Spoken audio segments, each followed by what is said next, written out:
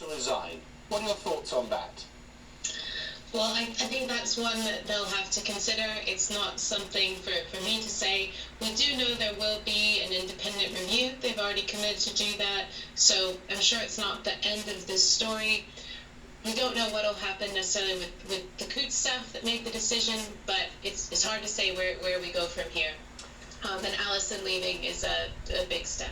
It is, and it only came about because of political pressure, didn't it? And now a Treasury Minister is meeting banking bosses later in the UK and says the whole financial sector should learn from this row. What do you think Andrew Griffiths means? So there's a concept that already exists in the banking sector today that people should be protected from having characteristics like their vulnerability, their race, and indeed political views probably protected from impacting decisions about whether to loan money to them, to give them accounts. And I think hopefully one positive thing that comes out of this is there's a bit more clarity and protection around what those protected characteristics are and how banks need to kind of take them into account and treat people fairly. So hopefully that's a positive that comes out of it, and the general public is more aware of all those rules.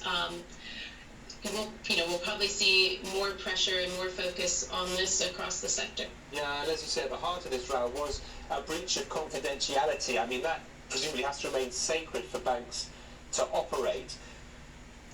Yeah, I mean, there's an expectation that when you have a bank account, it's a private thing. It's not going to be publicized. People aren't going to say, how much you earn, where you well. I think the real thing, it sounds like, that made her position untenable was the fact that she, said things to a reporter that were later deemed to be potentially not true. And that's kind of the real issue here, is the credibility and the conduct. Hopefully there's a bit of a line that can move past it. I think for NatWest as a whole, you're probably not going to see loads of people leaving tomorrow, but it is a reputational risk.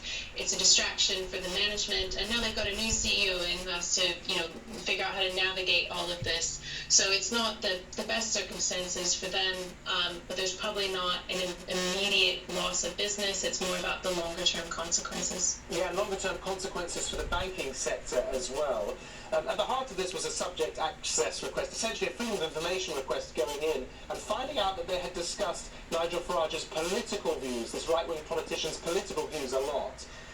What do you think will happen now when that kind of decision is made? How much transparency will there be for customers going forward, and what will they know about it, and how much time will they have to appeal, do you think, after a decision like this is made in the future?